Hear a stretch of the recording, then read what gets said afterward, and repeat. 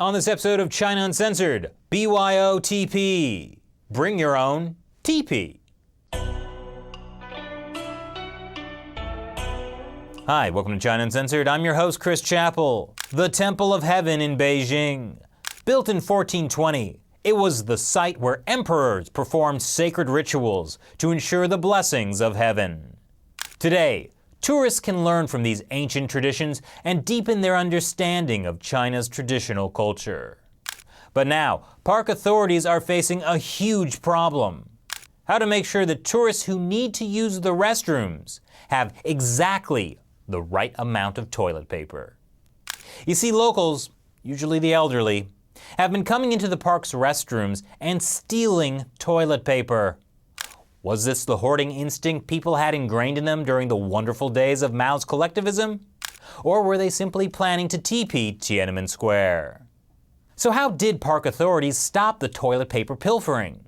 Well, in China, the only logical solution is, obviously, to hook up the toilet paper dispensers to facial recognition software. Take a moment to imagine this.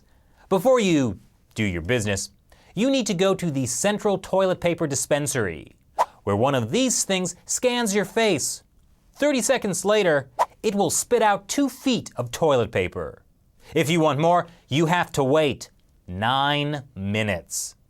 That's how long it takes for the machine to delete your stored image. Hey, whatever happened to each according to need?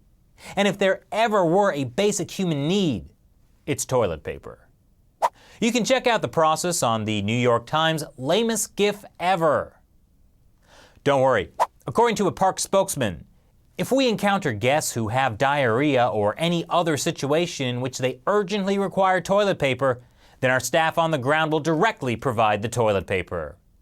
I'm not sure how you're supposed to contact the staff on the ground, but at least with the extra toilet paper they bring, you can bury your face in shame. The best part is, in order to save money on all the toilet paper, the park spent over $4,000 on the facial recognition machines. The Temple of Heaven is unique though. No, not because of the facial recognition software. They have that all over China.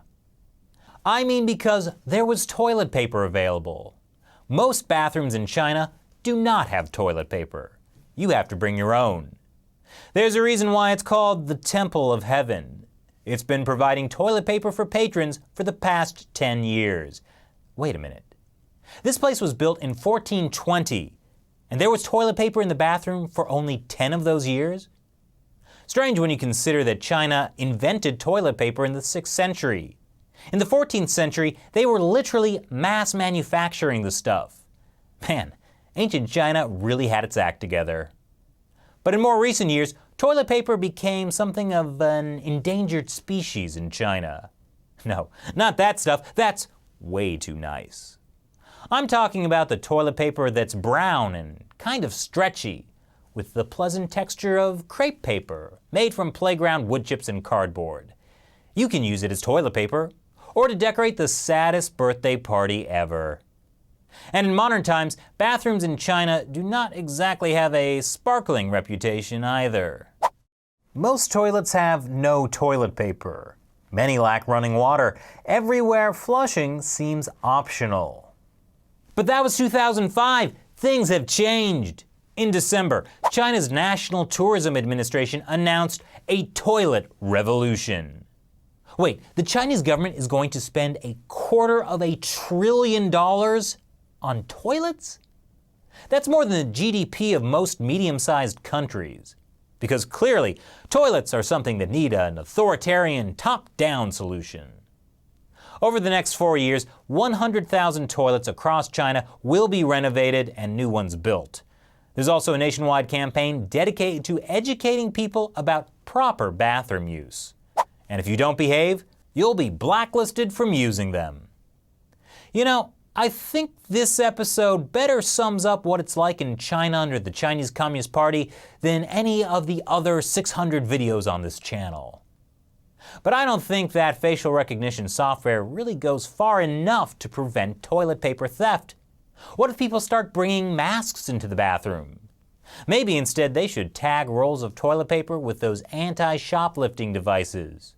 Or force people to answer complicated math questions before dispensing toilet paper.